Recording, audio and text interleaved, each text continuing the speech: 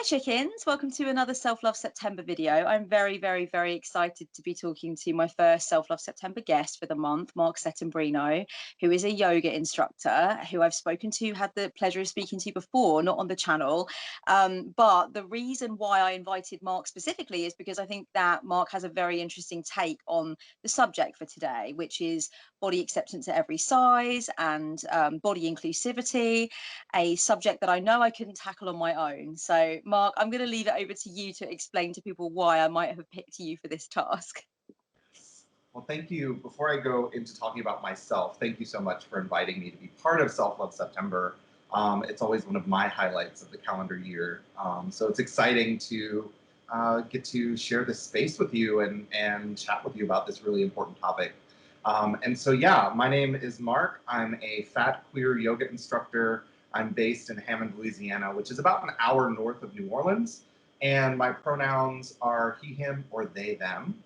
And my work as a yoga instructor is really all about making yoga accessible to folks in larger bodies, holding space for folks in larger bodies to really find joy in movement and celebration in their bodies because, I've always been a fat kid and movement wasn't always joyful. And so my yoga practice really helped me to find joy and pleasure in my body rather than punishment. And so I'm really excited to chat about all this with you today. Yeah, same. I'm so happy that it went from punishment to joy. I want that for everybody. For my own reasons, had a really weird relationship with exercise and with movement, like just movement in general, and feeling connected to my body and embodied, I guess. So I'm so happy that that's what we're going to be talking about because I want everybody to feel that way. And I have sort of a gap in my understanding of what it's like for people that didn't have my experience. So I want to ask you, first of all, how did your yoga journey start and how does it fit into your practice of self-love? I think my yoga practice actually started as a practice of self-love and self-care, really. 2015 was a really difficult year for me. Both of my grandfathers passed away and my father passed away within 9 months in 2015. And so personally, that's a lot for folks to deal with in grief. And I was also having a really hard time in my job. I'm also a professor, sociology professor at a university. And so I wasn't sleeping. I was, short-tempered and grumpy and just an unhappy person all around because my life felt like it was literally falling apart and I had no control over anything in my life. And so I heard that yoga could help with some of that. And I really started with doing some restorative, like relaxation yoga before bed. And within like one practice, I was able to fall asleep and sleep through the night. And I was like, wow, this is some sort of magic is happening here that's allowing me to find rest. And so I kept doing that. And then eventually I found myself into a yoga studio and started experimenting with other yoga practices and eventually became a yoga teacher. But a big part of that journey was like first realizing that there's like some problem in my life, that I'm not experiencing life in a happy way right now. And how do I, take control of that and try and find my breath, find my body? But that process isn't always easy as well because yoga in and of itself, when we're thinking about the asana, the physical postures, it's a physical practice that is an embodying practice. And I had spent years disembodied, right? I would almost say that my entire life to some degree has been disembodied because I've always, or since I was a very young child, been fat or larger. And so I was always told that my body was wrong and that I should have a different body. And for myself and other fat people, what that means is that we start to imagine our lives not in the body that we have, not in the present moment that we're in, but we start imagining some future life in a skinny body and living for that rather than being present in the body that you have and saying, hey, I'm a human being. I deserve dignity. I'm worthy. I deserve love in this shape that I'm in right now. and cultivating that, it's always thinking about like this future self. And so suddenly I found myself in this body that I had tried to escape for almost my entire life in a yoga studio, having to do shapes and postures and poses that my body wasn't prepared for. And that just invited the inner critic in so quickly. It became, you know, you have no business doing this. Look at yourself. You let yourself get so out of shape. You should be able to do this. Blah, blah, blah, blah. All of that stuff. And really, I had to learn how to be with that inner critic and let those voices bubble up and also just ignore it, right? And start to focus on, well, wait a minute. I'm in the room. I deserve to be here, right? I'm going to do what I can today, not what I think I should be able to. And so, really, my yoga practice has been all about self love and learning to love myself and love the form that I'm in, regardless of its current shape. And so, I think that that answers Oh my God, yeah. And I your was thinking yoga when you journey. were talking, when you were thinking, when you were thinking I was talking, take that, reverse it. When you were talking, I was thinking that it sounds like when you very first came into the room, as you said, and you started doing these things, you could have ended up slinking away and dealing with trauma, because I think it brings up a lot of, I'm sure it must have brought like flashbacks of earlier times in your life where, yeah, you were forced to be embodied in a way that was not to do with you and didn't encourage you or acknowledge you. So I think it's great that you didn't do that. Yeah, and that's something that happens, you know, having talked to and working with so many other fat folks who practice yoga. That is often the initial experience for people in larger bodies. So, you know, wellness spaces, gyms, yoga studios, any sort of fitness space is generally in our society. And I'm in the U.S., you're in the U.K., but we have so many overlaps in our mutual disdain for bodies, right? Um, those spaces are for shrinking your body, for achieving certain aesthetic goals, and they're generally hostile to fat people or people in larger bodies. And so, you know, folks in larger bodies often think that space is not for me, yoga is not for me, working out in a gym is not for me, unless I want to lose weight or something like that, right? So some folks don't even make it in the door, and then when they walk into the door of a yoga studio, there are so many opportunities for trauma that can happen in terms of, you know, the way that yoga teachers can cue postures, you know. There's a lot of fitness, weight loss stuff that can get said during a yoga class that, you know, can diminish someone whose body isn't the ideal. And so folks may not ever practice yoga again. And I want to change that, right? So much of my work is just, you know, really encouraging folks to practice radical acceptance, like just saying, okay, what's possible in our body today? And how can we find pleasure and joy in our bodies in their current form? And not worry about all of the other, you know, my body should look like this. And so I really encourage people to find that in themselves because it's so important. Everybody deserves it, right? Everybody deserves to feel worthy. Everybody deserves to feel pleasure and joy in their body. And how do we come to find that, right? Our bodies are not going to be the same forever anyway, right? So our bodies are constantly changing. The body that you have today is not the body you had 10 years ago and is not the body that you're going to have tomorrow. So how do we learn to accept that?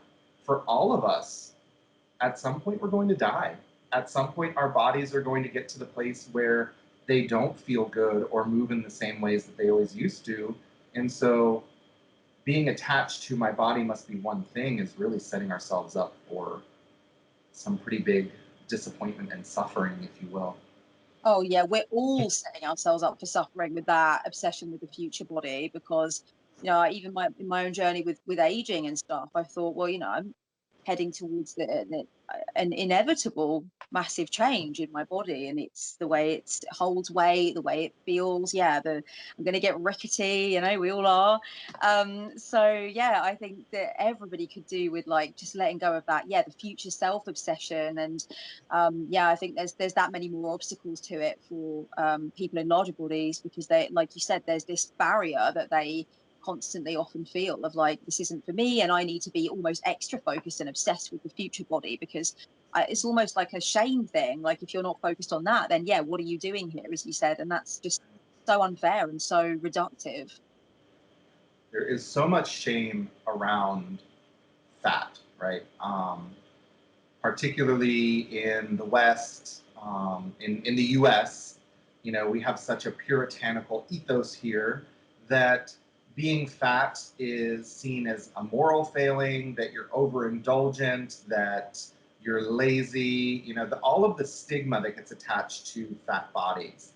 And when you're a fat person, you're constantly reminded of that. You're constantly, you know, I can't go to the doctor without my doctor telling me I need to lose weight or encouraging me to have bariatric surgery, right?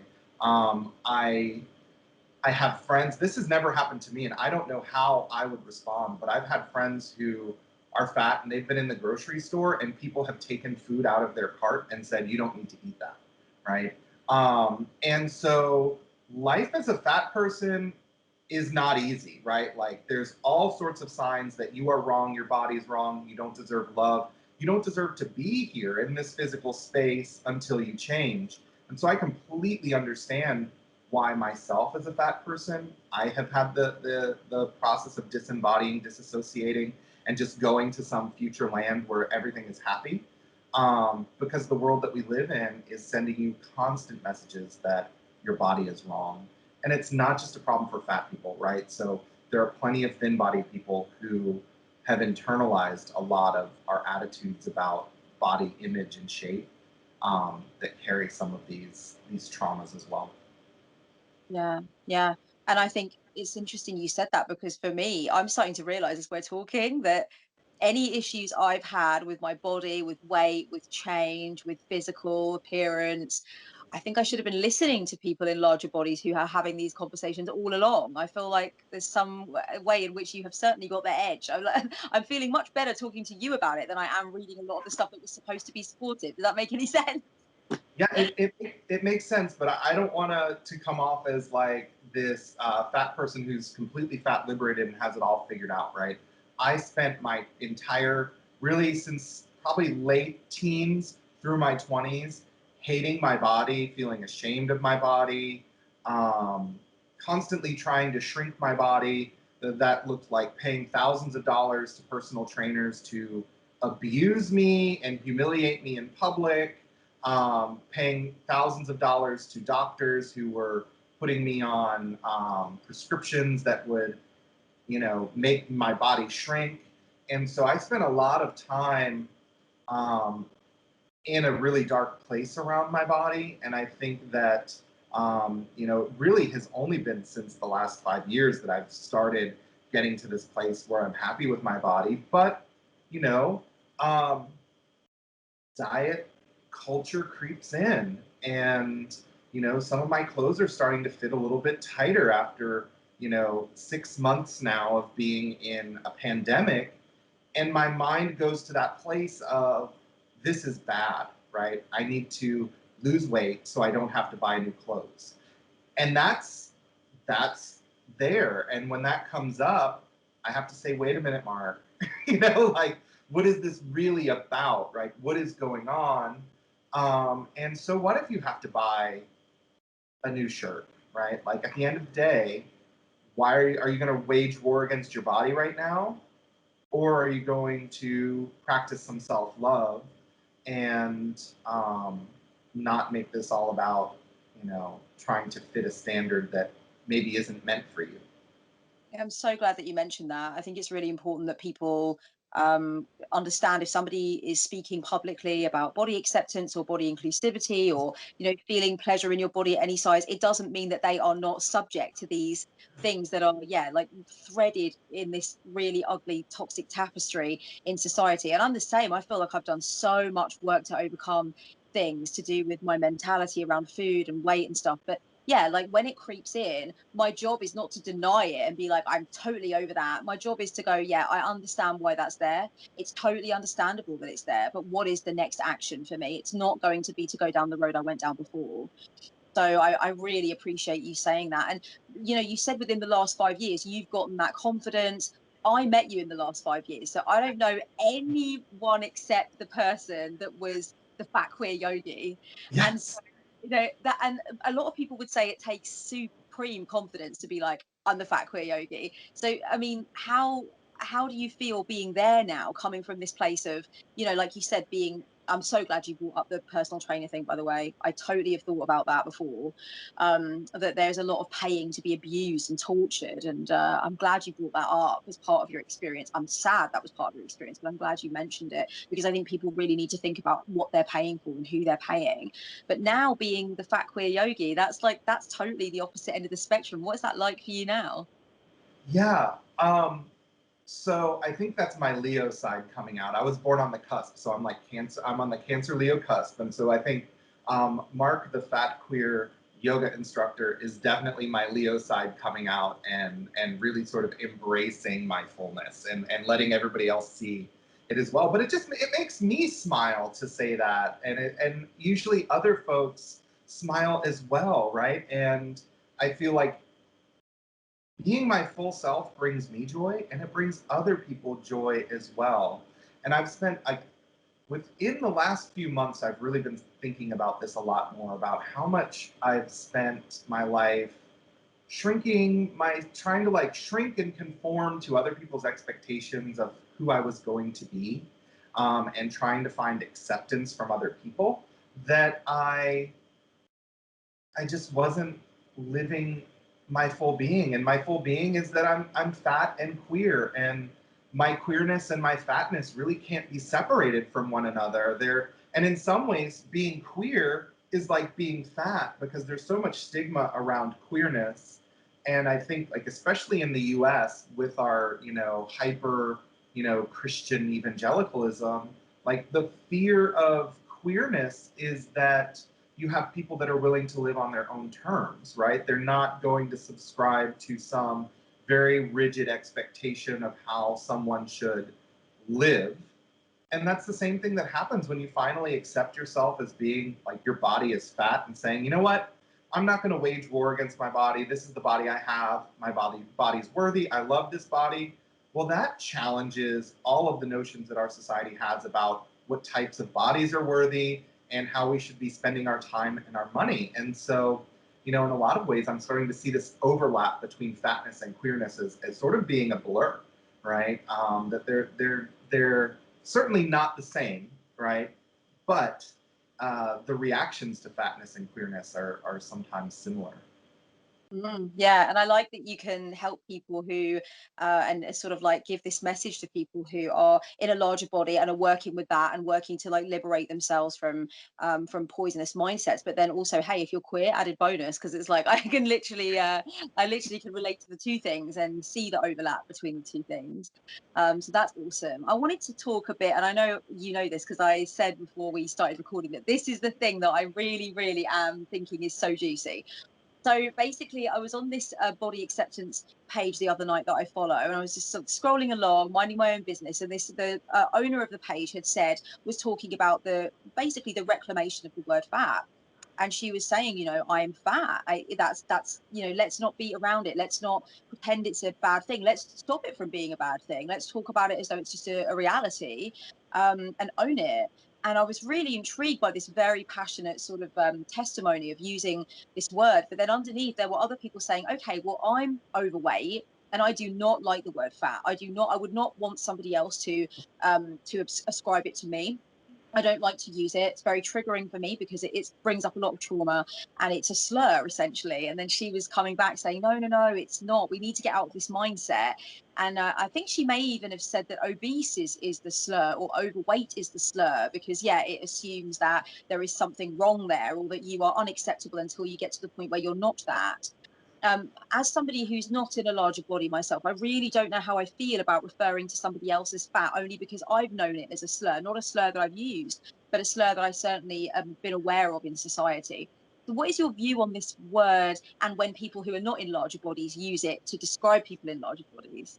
Yeah, that is such a great question. And, um, as a sociologist, I have so much to say about that. One thing I do want to acknowledge that I think is really important is that, like, the fat liberation movement has been working since the 1960s. So there are a lot of conversations that are happening now that really started decades ago, right? An entire two generations ago, that these conversations were having about body acceptance and sort of the inherent worthiness of all human beings, regardless of how fat we are, right? So these conversations have been happening for a very long time. But you know, it's really exciting to see these new conversations that are happening. And really, that's how I got introduced to fat liberation, was these new modern conversations that are happening. Language is so powerful, right? Language is so important in terms of how we begin to understand ourselves and one another. And yes, the word fat is extremely traumatizing, and can be used as a slur, and often is being used as a slur, right? So through my childhood, I was called fat and bullied because of my body in all sorts of ways, by friends, by family members, like friends, right? Like by peers at school, by family members, being abusive about my body, right? Like, I definitely have very real trauma around the word fat. But through my own work, I have come to a place where, for me, the word that I am most comfortable using describing my body is fat. Not every fat person is on the same page. And so there are definitely folks who are committed to fat liberation who are, yes, very much 100% for um, reclaiming this word fat and taking the stigma away from it, right? Like, it doesn't have to be anything other than a descriptor. So people will compare fat to being like, someone could be tall or short. It doesn't necessarily have to be good or bad, right? It's like, describing someone as tall is not an insult, right? Describing someone as fat should not be an insult. But socially, in the way that our society views um, fat and bodies, there is still a lot of stigma attached to it, right? And so we live in a society that is characterized by having weight stigma, meaning that there's all of these negative associations attached to body weight, and in particular, having too much. Although having too little body weight, there's a lot of stigma attached to that too. But often our emphasis is on people who have too much fat. And we also live in a society that is size discriminatory. So some folks will talk about fat phobia. I like to break it apart into weight stigma and size discrimination, because weight stigma is that ideology that says that fat is bad, right? And then we have size discrimination that really begins to organize our society, the world that we live in a way that marginalizes and excludes people who are fat. So, for some fat people, even going out to eat at a restaurant becomes a challenge. You have to think about, is there going to be seating that can accommodate me? Like, can I sit in the chair at the restaurant? When I go to the doctor's office, will there be a chair in the doctor's office that I can sit in? When I go to an amusement park with my family, will I be able to ride the rides, right? Like, there's all of these ways in which, or people taking food out of your grocery cart, right? Like, there's all of these ways that fat people experience discrimination. And so that word fat is not yet liberated in society, right? And so that's the project that we're working on. And there are folks who take issue with me for using the word fat, right? They prefer to be called plus size. Um, okay, my neutral word, you know, and I've used it a few times. I would say folks in larger bodies or folks in bigger bodies. To me, is, you know, my softer version of fat, if you will. But I'm not here for euphemisms like, you know, fluffy or curvy, because it doesn't resonate for me. When it comes to terms like obese and overweight, those are medicalized terms that were created to pathologize fatness, right? And so with overweight, it implies that there's a weight limit, right? That bodies should be, like, there's a weight ceiling, and once you pass it, that's usually a problem, right? You are overweight. And obese is entirely medicalized, and is considered an illness, right? Something that needs to be medically treated. And so for me, words like obese and overweight are extremely harmful to fat people, because it sort of justifies, particularly in medical settings, the institutionalized violence that fat people experience. And the experiences that fat or overweight people have at the doctor's office can be so traumatic that people actually delay going to the doctor, right? So, and like, I've even been there where, you know, I had a doctor who was very obsessed with my weight, and I had gained weight. Like, I knew that I had gained weight, but I needed to go to the doctor to get my prescriptions refilled, and I didn't want to go because I knew it was going to be a conversation about being on the scale. So I just didn't take my medicine for a few months, and so that's not healthy either. But what ends up happening is there's sort of this false correlation that, like, all people in larger bodies are inherently unhealthy. But a big part of what ends up happening is that folks in larger bodies delay seeking help for things that could be fixed, because they don't want to have to justify their existence to a doctor. And here in the US, you're lucky if you get more than 5 minutes in the room with your doctor, right? So you get this person that hurriedly comes in and, you know, goes over some very basic things with you, and the first thing they're going to say is, well, why don't you lose weight? Why don't you have you tried dieting? Rather than really listening to any health concerns that you might have. So all of this is so intersectional. Yeah, and it made me think a lot. Of a couple of years ago, I guess it was more than a couple of years ago now. Yeah, because it was a physiotherapist. So it was when my back was bad.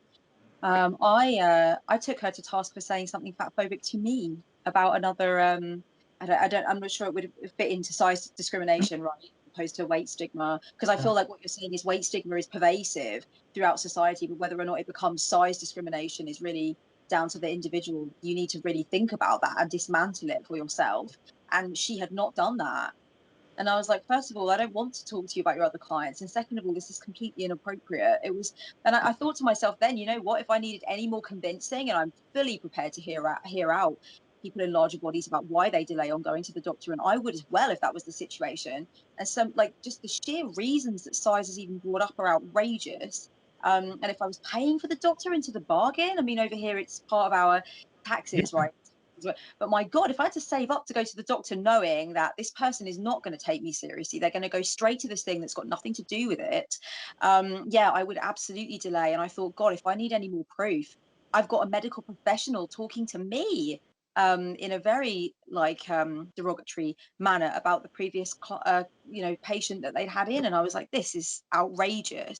And I thought to myself, I wonder how you made that woman feel, that it's still on your mind that you could be malicious about her to me.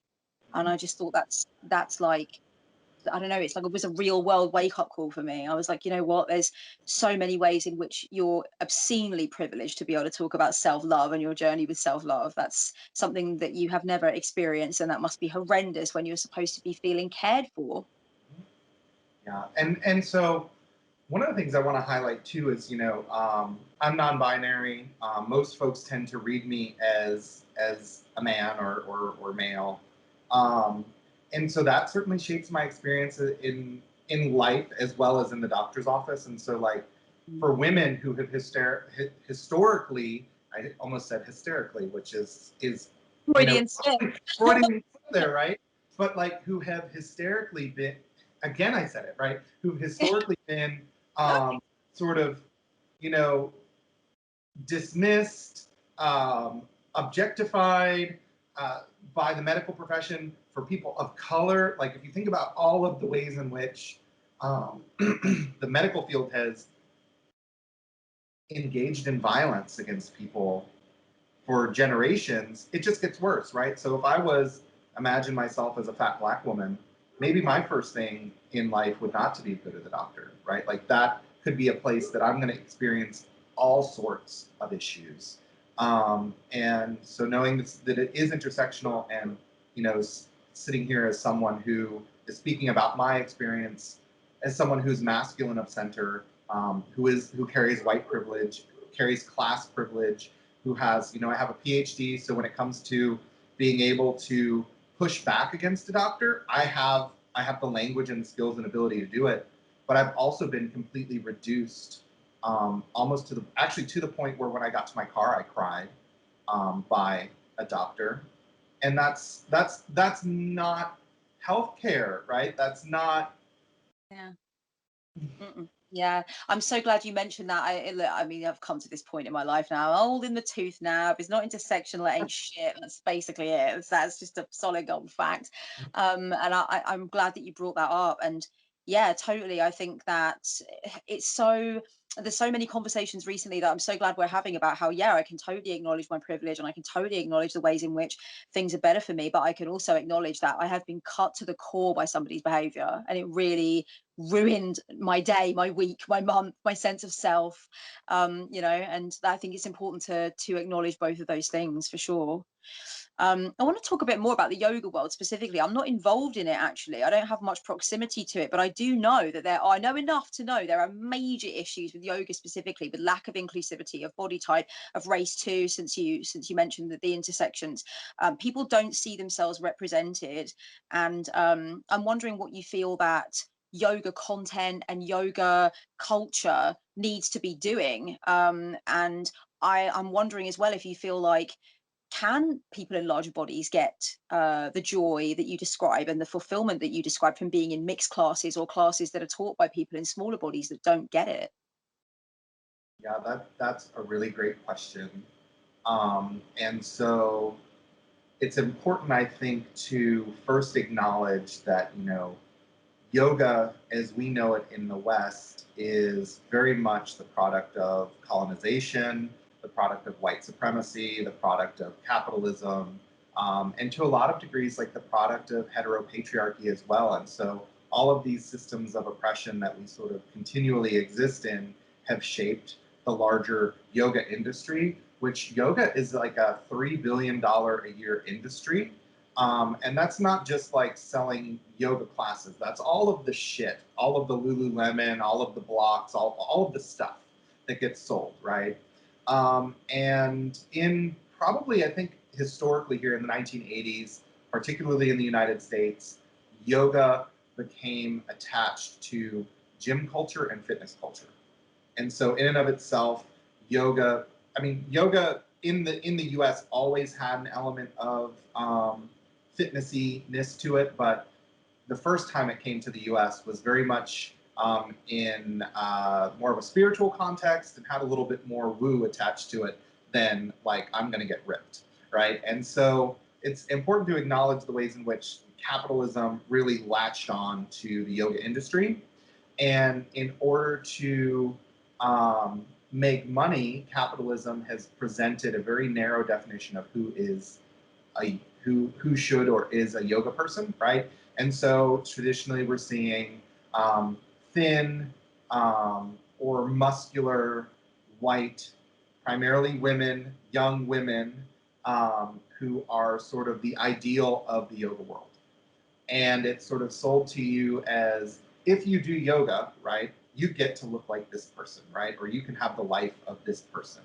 And so that's always been there. And so that inherently excludes anyone whose body is larger, who is people who are in disabilities, right? So people with wheelchairs, amputations. It excludes people of color. To some degree, it excludes men. It certainly excludes, gender non-conforming people. So there's a lot of people who get excluded from that very narrow customer base that the yoga industry has created for themselves, right? So it's like these are the people that we're going to target. Anyone that's ever done like Facebook ads or something like that, like you get to narrow down and target who it is that you want, and you go from like this really broad audience to slow narrow, and that is exactly what the yoga industry has done. They've got this little sliver of that's who we are talking to. At the same time, though, Black and brown people, fat people, people with disabilities have always been practicing yoga. It's not new. It's not, I'm not the first person probably to describe themselves as a fat queer yoga instructor. I'm sure that there is someone else. There are probably many of us out there. And I'm sure that there are people who have other intersecting identities as well who are doing this work. And so I can think of people like Michael Hayes, who is doing Buddha Body Yoga in New York City, and he's been doing his thing since like the 1990s, and he's a big Black man. He's I believe he's queer as well, and he's just doing his thing, right? Like he is doing it, and he has a great following because of it. But what we're seeing is that, so many people from like marginalized communities, like we have to build what we want, right? Like nobody's going to invite us in the room. We've got to kick the door open or build our own room.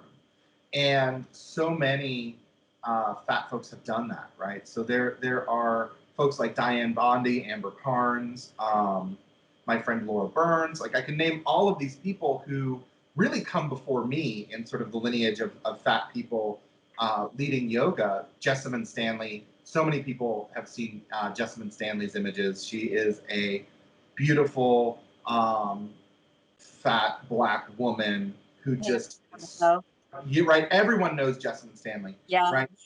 And so what ends up happening is sort of a double-edged sword, right? So we want representation, we want visibility, and so it's great when the yoga industry picks up on folks like that and elevates them, right? So Jessamine Stanley a few years ago was on the cover of Yoga Journal, right? Which was huge. It was the first time you had a fat person, and especially a fat Black person on the cover of Yoga Journal. Huge. What did Yoga Journal do that year? Is for that issue, they decided to split the cover. So there were two covers. There was one of Jessamine Stanley, and there was also the other cover was this woman, Maddie, who was one of the founders of Yoga Works in LA. She was a thin white woman. And so half the issues had Jessamine Stanley, half the issues had Maddie on it. And that sort of brought up like this conversation about like, why split that issue, right? And so Yoga Journal has continued to step in it. They keep saying they're going to do better, but at the end of the day, Yoga Journal's goal is to sell magazines, and they have imagined that their reader, their audience base, and I mean, it's not just Yoga Journal, right? YouTube does this shit too, right? It's like, who is your audience, and keep your audience in mind for who it is that you're going to sell yourself to, and yes, right? But when everybody imagines that their audience is thin white women, that means that there's a whole bunch of people that are getting excluded as well. And the yoga industry is struggling. There are major yoga studios that have had to close because of the pandemic, because they had to close their studios, but they also have a very narrow client base. And so when you have a very narrow client base and then suddenly you have to shut things down, it gets messy for you. But more to your point, right, is that yes, we need inclusion, but it needs to be real inclusion, right? It doesn't need to be like this.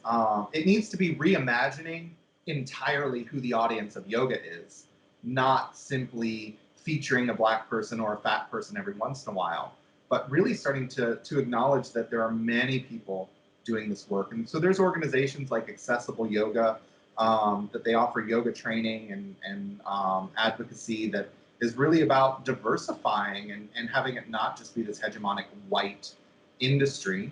but also, realizing that yoga is for everyone, period. People in, and that yoga isn't just one thing, right? So yoga is not just physical postures. At the end of the day, yoga is a state of being.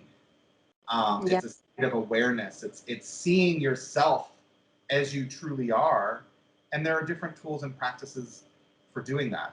Some folks make silly shapes with their body.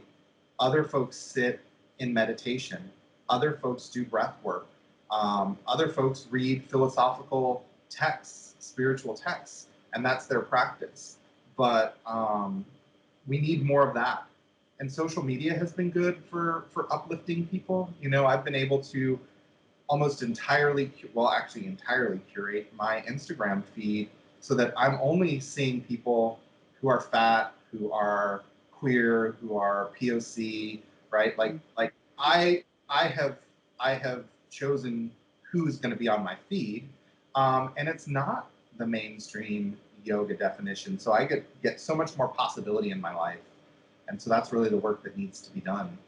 Yeah, I think that's important with every field, every industry, every hobby, everything. It's time for us really to look at what comes up when we scroll. Mhm.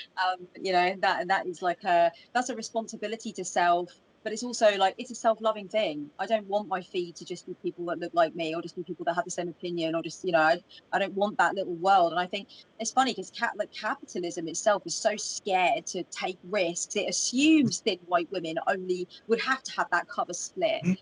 Like, well, we have to, because what if they don't go for it? And it's like, I'm sure I've read statistics about fashion magazines always doing better when the cover is racially diverse and body inclusive. And I can believe it. I can believe it. We're bored to the back teeth of thin white people. They're everywhere.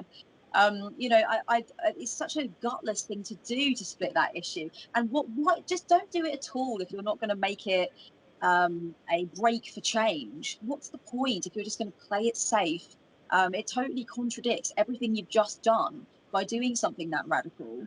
And it also just assumes that people are somehow not ready to have that conversation about inclusivity and about how yoga is more than just the I never know how to pronounce it, asanas, or yeah. Asana, yeah. I'm sure it varies by accent too, right?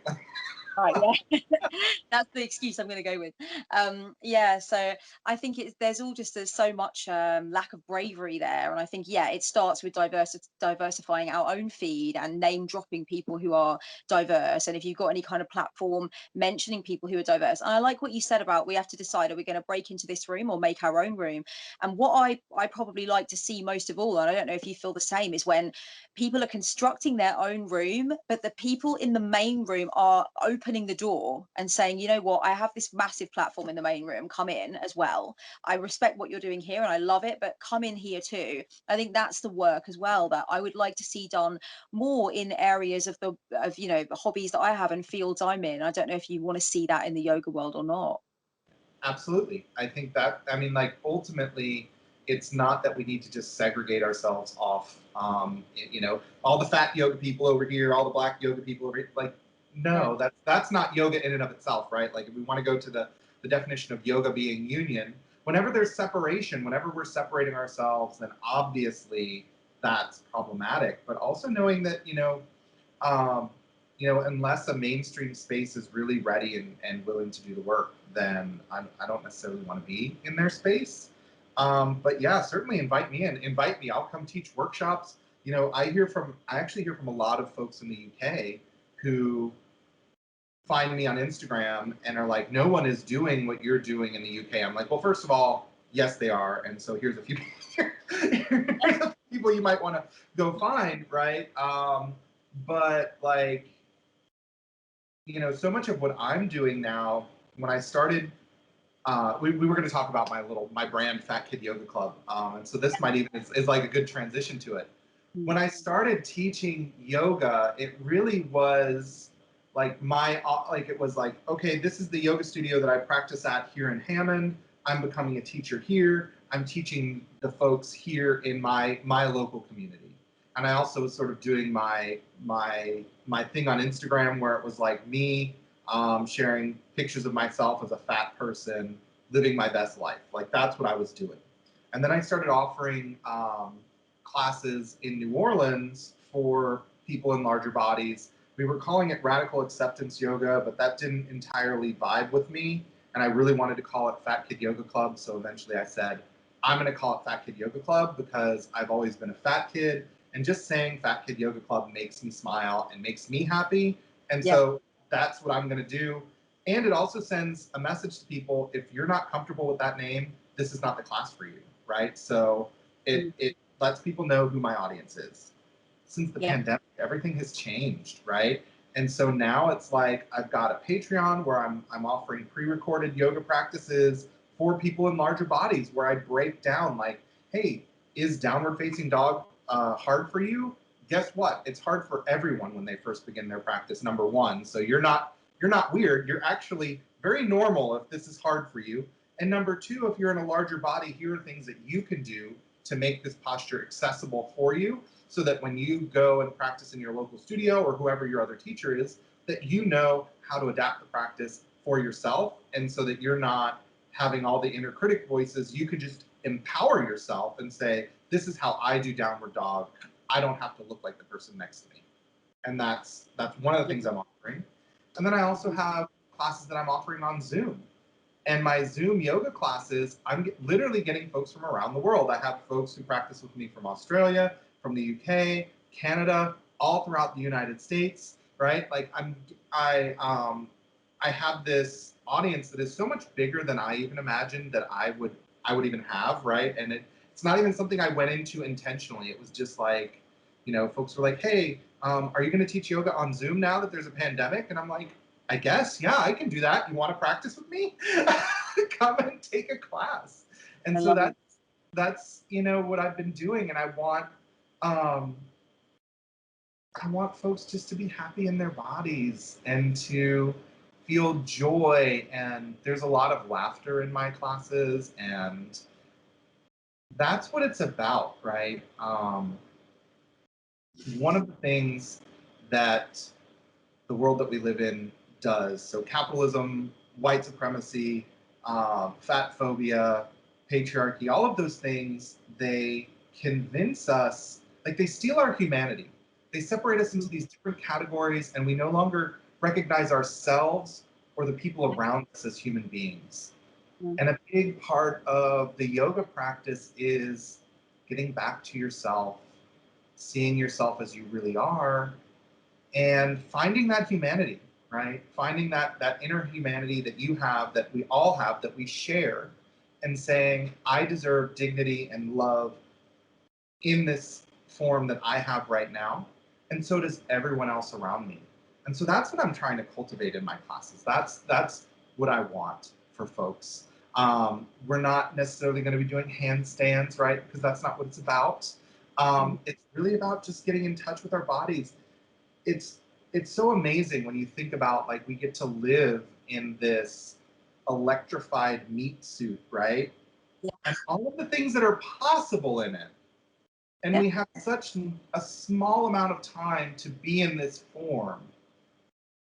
Why are we trying to change it? Why are we trying to diminish the form that we're in instead of just getting that full experience? So, I mean, Audre Lorde, I don't know if you've read The Uses of the Erotic, right? But this idea that, like, pleasure is liberatory for marginalized people, especially for Black women, and, like, really leaning into, how do I get to find pleasure in this form, right? And it doesn't have to be about sex, right? It's often not about sex. How do I get to feel good, right? Mm. And that's all I want for I love that so much. Oh my God, you're making me tear up at the end. I was like, don't just get it together, people. would you? So beautiful. That's exactly pretty much where I wanted to end it as well. Is like, what do you do and what is your message? And that was so beautifully expressed. And I will put links to everything that you've mentioned down below, your Patreon and your website and everything. Is there anything else people need to know about what you're doing or where they can get you? I'll put all your social media down below and everything. Yeah. I mean, I'm on Instagram. That's like my Yes, number. you are. Like, find me, Fat Kid Yoga Club. I do get questions because it's Fat Kid Yoga Club. People think it's for children. Yeah. It's not. Although I have thought about, what would it look like to offer, body positive, weight neutral yoga for, like, teenagers, fat teenagers. That's not exactly what I'm doing right now. But I think the message that so many of us have an inner fat kid, right? And so like, just bring your inner fat kid, give yourself some self love and some care and some tenderness, and 2020 has been rough. We all deserve to feel good and to laugh and be happy. No, I love that. Yeah, absolutely. Amen. 2020's got a lot to answer for. But I'm glad it's changed the I was going to say change the shape of things. No pun intended. I don't know. But I'm glad it's changed the yoga world so much. It's awesome. And it's got people knowing they can reach out in this whole new way they didn't think they could before. They just didn't think of it. So I'm really happy for that as well. I'm happy people are finding you and realizing, oh, there's a history of this. This is a thing, this is for me. So I love that as well. Thank you so much for coming and talking and educating me so much. I feel like I've got so much to read about now. I feel like I've got a lot of new vocabulary, and a lot of my questions have been answered. And I hope that this also has felt an inclusive space for my audience members in larger bodies, because I knew I knew I wanted to talk about this, but I was like, look, you can't speak to this. So hopefully this has been something that also has felt inclusive for them as well. So thank you so much for coming on.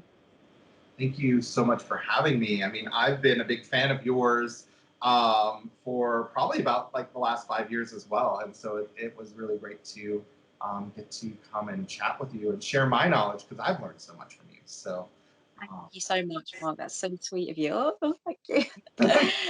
Sweet. Well, until the next time for another Self Love September video, this has been me and Mark, and I'll leave all the links down below. And much love, guys. Blessed be.